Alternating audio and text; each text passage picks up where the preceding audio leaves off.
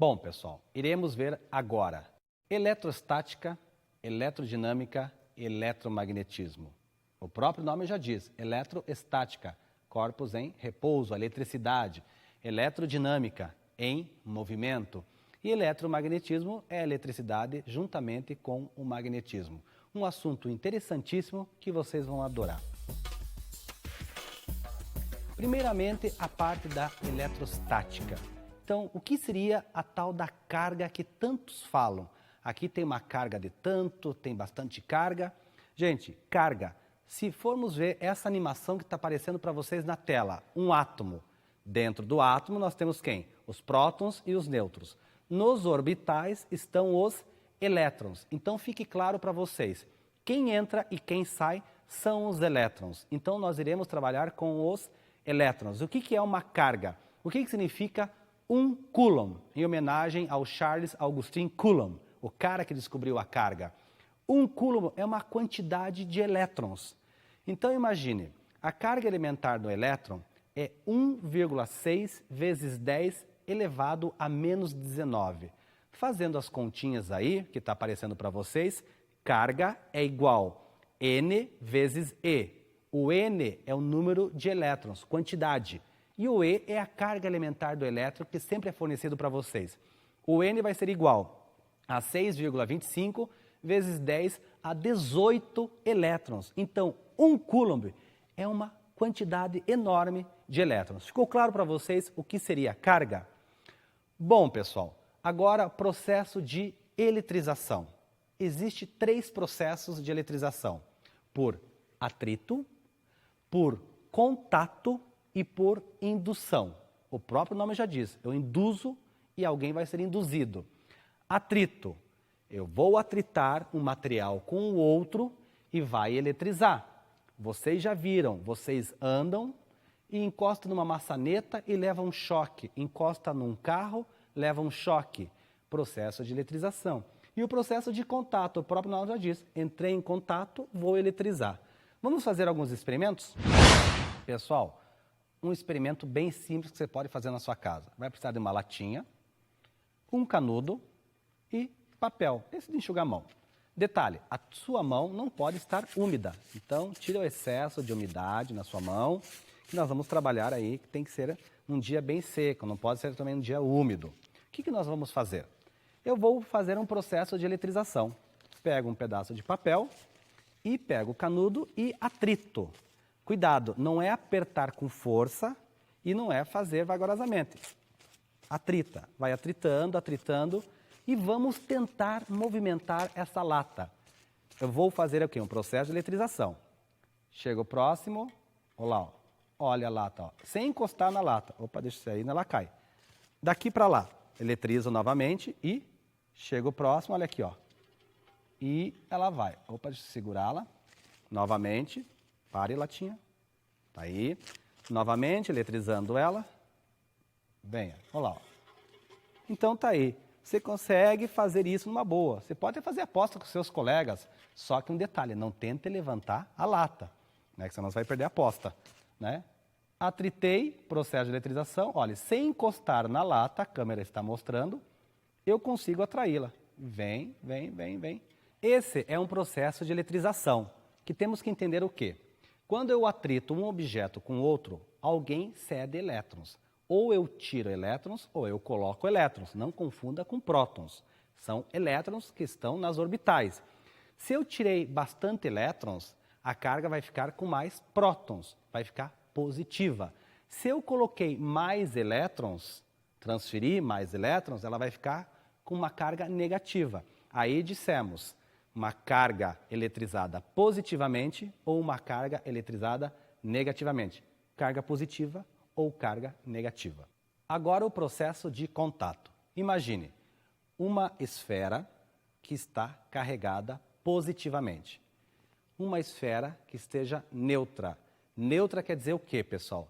A mesma quantidade de prótons é igual a de elétrons. Não vai falar zero, é uma quantidade neutra.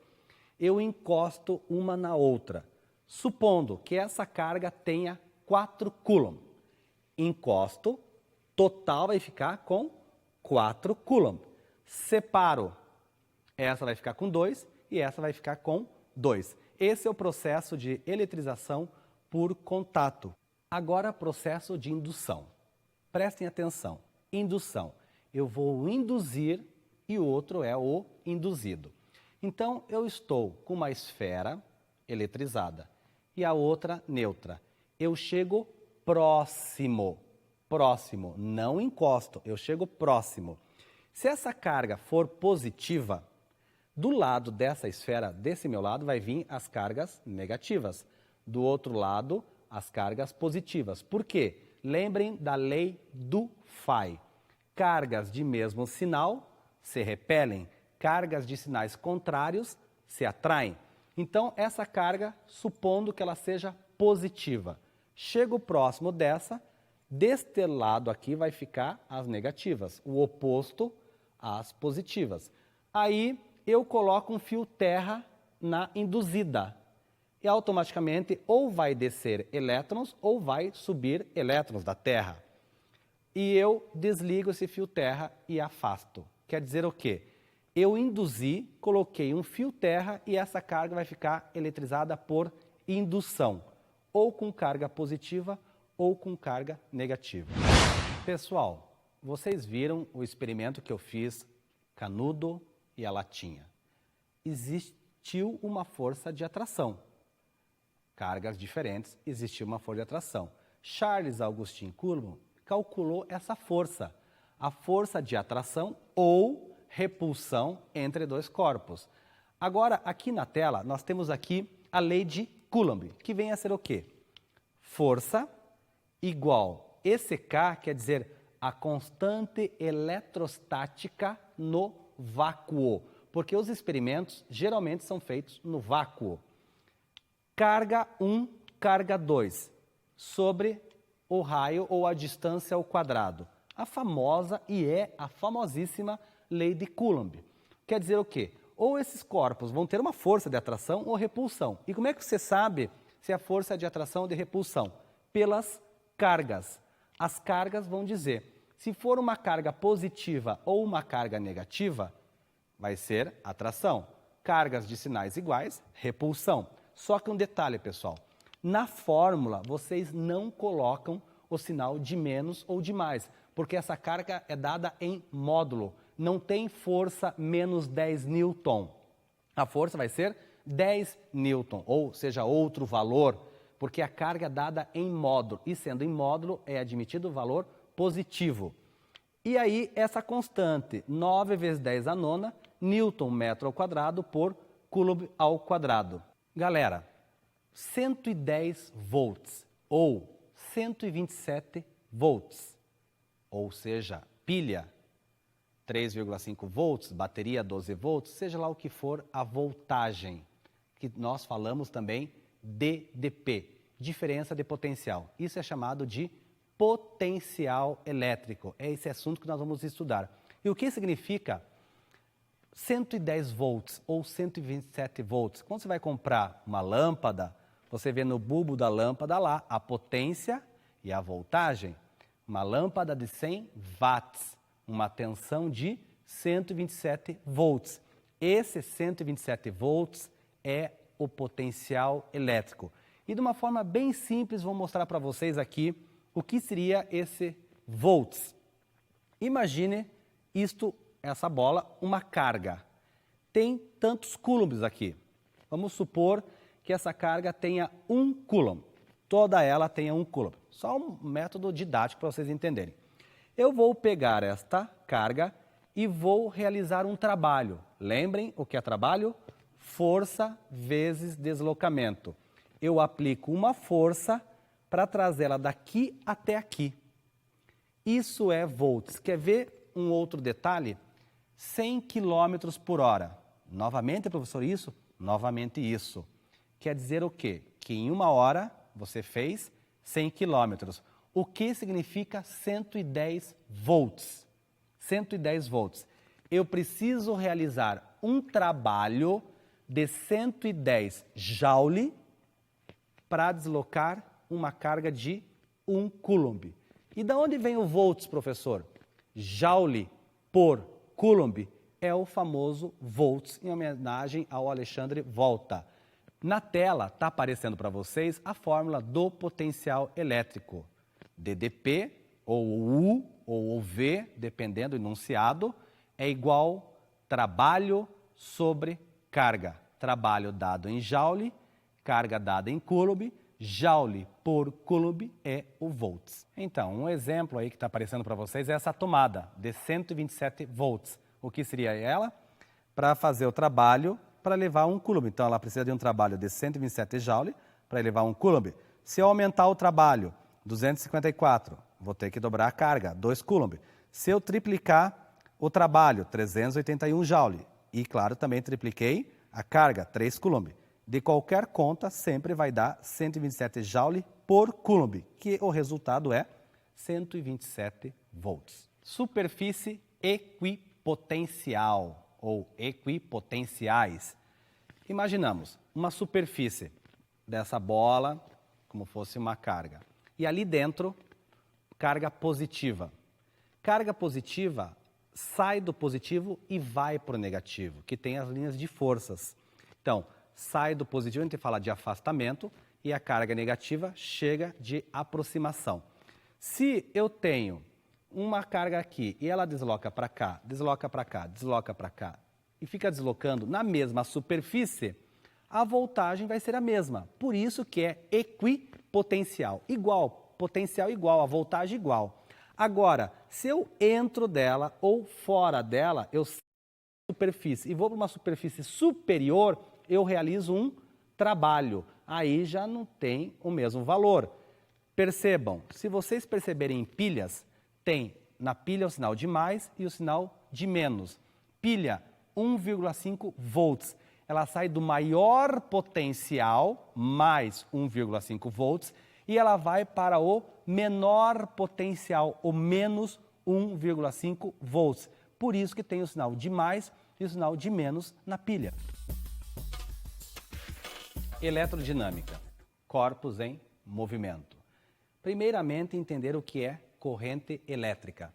Imagine um fio de linha, um fio aí, e passando uma quantidade de carga. Passou. Você pega um pedaço do fio, imagine que está passando. Tem uma animação aí para vocês. Está passando um monte de cargas ali. E você começa a cronometrar. Passou 500 cargas em 1 segundo. Passou 2.000 cargas em 2 segundos. E por aí vai. Essa quantidade de carga por segundo é a corrente elétrica. Então, olhando na fórmula, corrente elétrica I é igual carga sobre tempo. A carga é dada em coulomb, o tempo é dado em segundo, coulomb por segundo é o ampere. Como 1 ampere é muito grande, nós trabalhamos com outras unidades, miliampere e microampere. Lembrando que o mili vale 10 a menos 3 e o micro vale 10 a menos 6. Agora, pessoal, uma parte muito importante da eletrodinâmica, as leis de Ohm. Primeira lei de Ohm e a segunda lei de Ohm. A primeira lei de Ohm, para que serve? Imagine uma intensidade de uma corrente muito alta. Eu preciso fazer uma oposição à corrente elétrica. Para isso, eu coloco um resistor. Qual é a função do resistor? Fazer oposição à corrente elétrica. E o resistor, geralmente de carbono, ele aquece. Então, ele se transforma em efeito Joule. Se vocês verem aí na tela, alguns desenhos de resistores. A intensidade da corrente elétrica que percorre um condutor é diretamente proporcional à diferença de potencial e inversamente proporcional à resistência do circuito. A primeira lei de Ohm é a lei do Uri. U igual a R vezes I. U é quem? Atenção, volts. O R é quem? É o resistor dado em Ohm. Esse símbolo aí para vocês que é o ômega minúsculo. Parece uma ferradura. E o I, a própria corrente elétrica que é dado em ampere. Então, volts por ampere é o famoso Ohm. Tudo bem? Tem o resistor ômico e o não ômico. Se você for analisar o gráfico, o U é no eixo do Y, o I é no eixo do X. A própria reta é o resistor. Se o resistor vem somente numa reta, nós chamamos de resistor ômico. Se na reta fizer uma curva, começar a fazer uma curva, é um resistor não ômico. Essa é a primeira lei de Ohm. A segunda lei de Ohm, da resistividade do material. Você imagine um fio, exemplo, chuveiro. Você tem lá teu chuveiro, sai 2 fios do chuveiro, tem o terceiro que geralmente o povo nunca liga, que é o terra, e sai da sua parede também 2 fios. Fez o contato, passa uma fita isolante, passa um certo tempo, quando vê aquele cheiro de queimado. Fala, nossa, tá cheirando queimado, acabou meu banho, deixa que o próximo se vire. Aí, o que resolve? Coloca um conector de cerâmica, aí não deu mais problema, não queima. O porquê que isso acontece, gente? Do material. Imagine, do chuveiro está saindo 2 fios, da sua parede 2 fios. Deu contato? Deu contato, mas perceba que a grossura do fio, que nós chamamos de secção transversal, a grossura do fio, um é maior que o outro. Imagine uma porta e uma sala, um monte de gente na sala e todos irão passar ao mesmo tempo pela porta.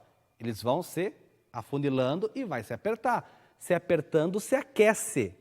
Aquece o fio. Então, precisamos também de fios da mesma área para dar contato. Não é só ligar para dar contato. Tem que saber o fio que está ligando, a área do fio, né? E aí entra a segunda lei de Ohm, da resistividade. Eu preciso do comprimento do meu resistor, preciso da área dele e do material. Pela fórmula vocês estão vendo aí, R igual Rho, que parece um pezinho, vezes L sobre A. O L é o comprimento dado em metros, o A é a área dada em metros ao quadrado. O R é o resistor dado em Ohm e o próprio Rho vai ser quem? Ohm metro. E tem uma tabela para vocês aí de alguns materiais.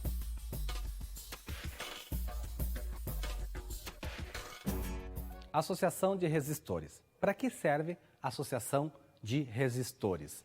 Fazendo uma análise. No mercado, você precisa de resistor de 1 ohm, 2 ohm, seja o valor que for. Tem certas circunstâncias, certos circuitos elétricos que você irá fazer que não tem esse valor no mercado. O fabricante não fez isso. Então você necessita o que fazer? Associar eles. Ou eu associo em série ou em paralelo, ou faço uma associação mista, série em paralelo. Como é que fazemos uma associação em série? Ligo positivo com negativo, positivo com negativo. Na tela está mostrando para vocês aí um resistor positivo e tem o negativo ligando com o outro. Essa é uma associação em série. Fazendo as contas e fazendo a relação lógica, vai ter mais resistores para fazer uma resistência. Então, o que você faz? Você soma todos os valores desses resistores. Por isso que está mostrando para vocês aí. Associação em série, o que você faz? Você soma todos. A resistência total ou equivalente do enunciado é somar o R1 mais o R2 mais o R3, somando todos. Lembrando que a corrente elétrica que vai passar por esses resistores é a mesma, ela não muda. É a mesma resistência. E a tensão? Eu vou ter uma tensão para esse resistor, vou ter uma tensão para o outro resistor e uma tensão para o outro resistor. Supondo que estamos trabalhando com 3 resistores. Eu vou ter uma tensão total, chutando 90 volts. 30 volts para esse, 30 volts para esse, 30 volts para esse. Agora, este desenho mostra um em paralelo. Como é que é a ligação do em paralelo? Positivo com positivo e negativo com negativo. Aí que eu ligo total. Percebam que a tensão total é a mesma para todos. E os resistores em paralelo, você faz essa soma fracionária que está aí para vocês. 1 sobre equivalência total é igual a 1 sobre resistor 1, mais 1 sobre resistor 2, mais 1 sobre resistor 3 e por aí vai.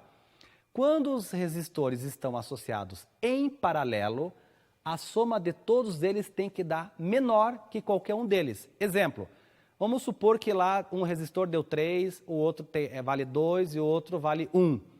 A resistência total deles tem que dar menos que 1. Não pode dar entre 1 e 2. Se você fez isso, sua conta está errada. A resistência equivalente tem que ser menor.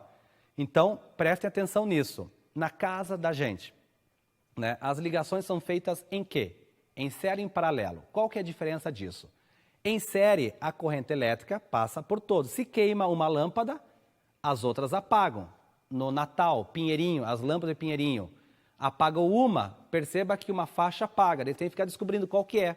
Ligou, acende todas. Na sua casa, se apaga uma lâmpada, apaga as demais? Não, porque a tensão está sendo dividida para todos. E lembrem, as tomadas da sua casa estão tudo em paralelo, porque tudo é 127 volts. E você compra equipamento de 127 volts. Então, você não vai comprar um equipamento de 50 volts, outro de 30. Você compra um equipamento de 127 volts e liga na tomada de 127 volts. Então, por isso tem que tomar cuidado.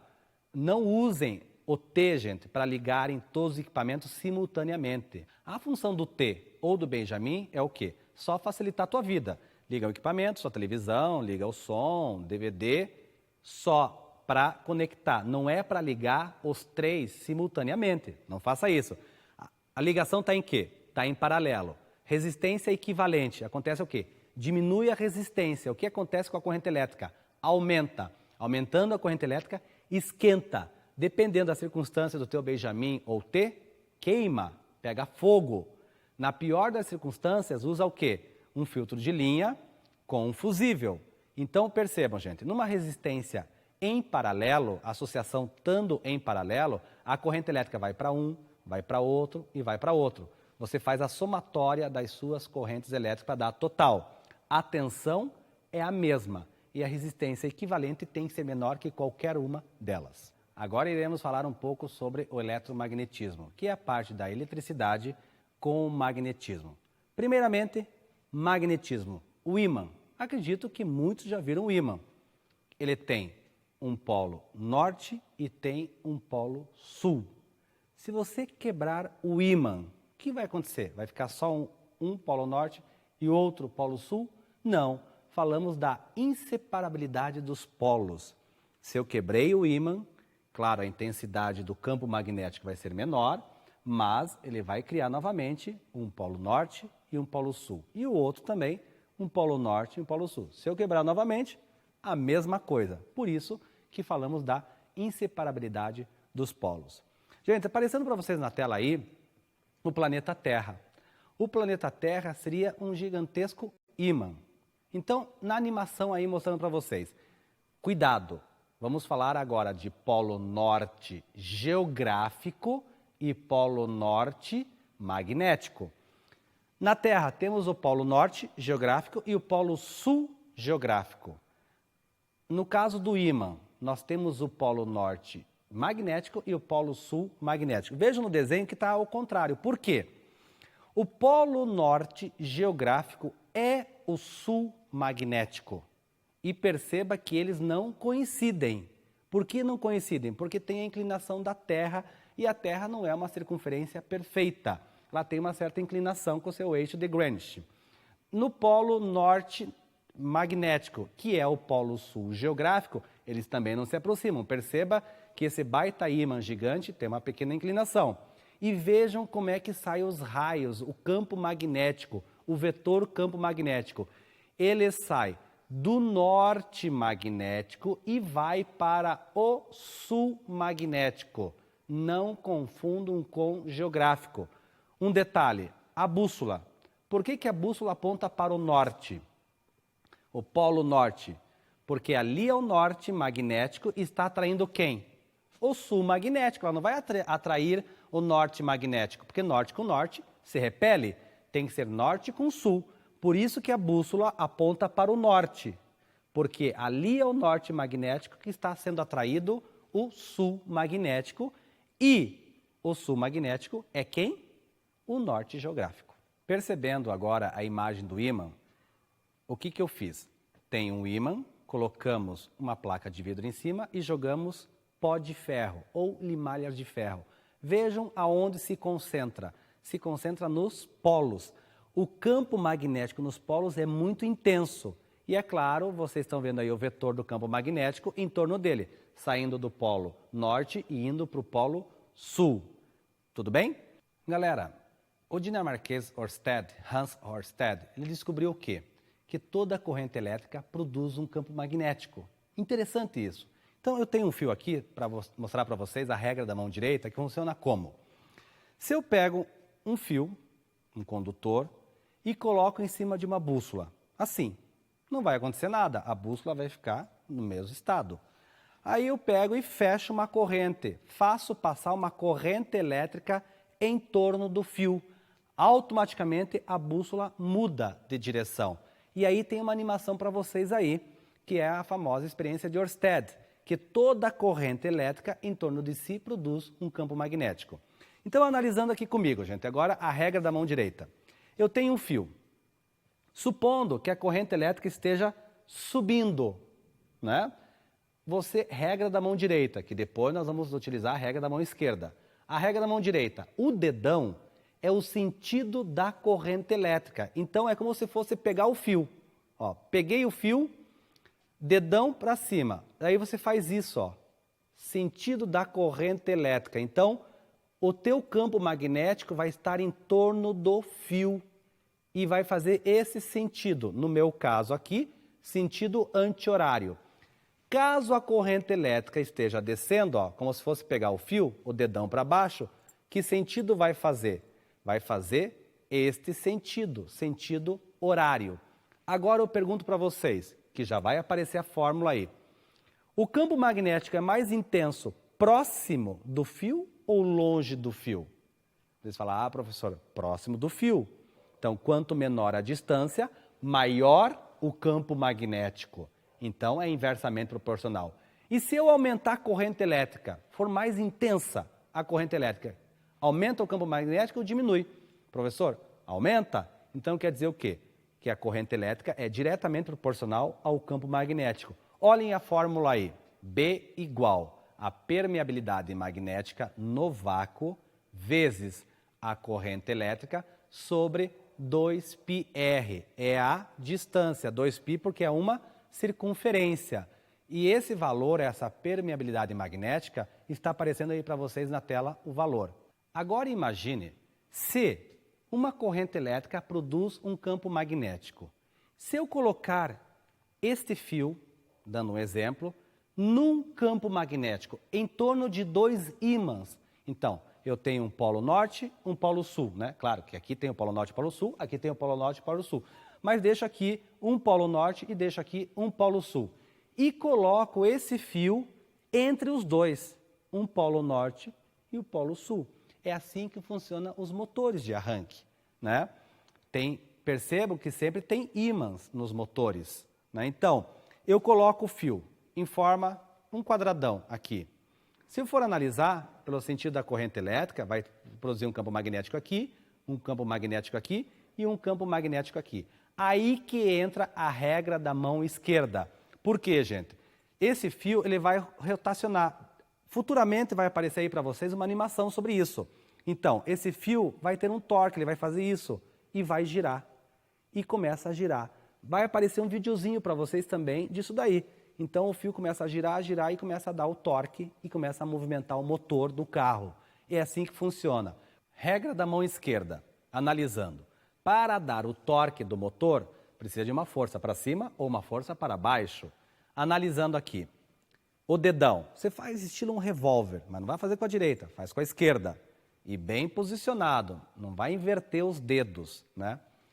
O dedão, força, campo magnético, B de campo magnético, dado em Tesla, F de força, dado em Newton, e você tem o V, que é a velocidade da sua partícula, da sua carga, que é dada em metros por segundo. Então, analisando aqui, gente, e são essas perguntas que se fazem. O F sempre é perpendicular. O que é perpendicular? Um ângulo de 90 graus. O F é sempre perpendicular a quem? Ao teu campo magnético. O teu F é sempre perpendicular, 90 graus, à velocidade. O B pode ser perpendicular ao V. Pode, porque eu posso mudar o ângulo. Detalhe, ângulo de 0 graus não tem força. Se eu pudesse puxar esse meu dedo aqui para baixo, né? Fazer 180. B, com V. Se eles fizerem um ângulo de 180, também não tem força, porque está aparecendo para vocês a fórmula aí, seno. Seno de 0 é 0, seno de 180 é 0.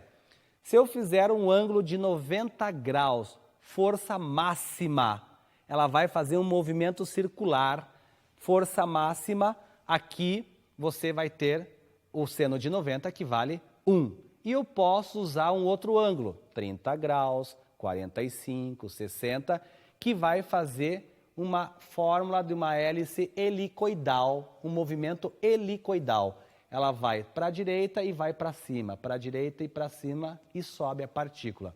Então guardem, eu tenho alguns ângulos para isso. 0 graus, não tem força.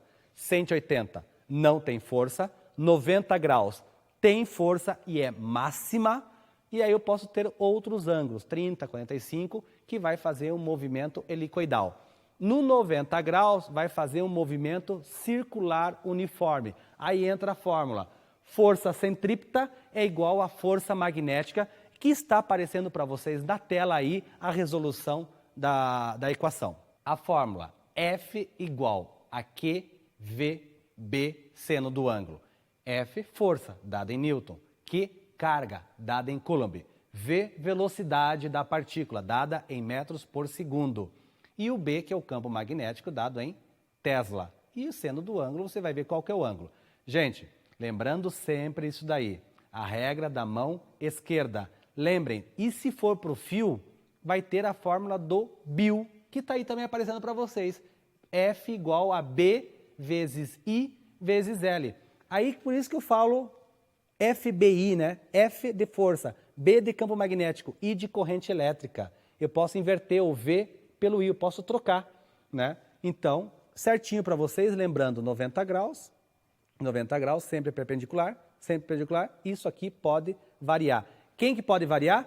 Campo magnético com velocidade, campo magnético com corrente elétrica. Pessoal, entendemos um pouco aí de eletricidade, a parte da eletrostática, a parte da eletrodinâmica e a parte do eletromagnetismo. Percebam que as fórmulas são bem simples, o que é necessário é você compreender, como sempre, gente, na física, compreender o que se pede e ler com bastante atenção. Espero que tenha tirado as dúvidas de vocês e até a próxima.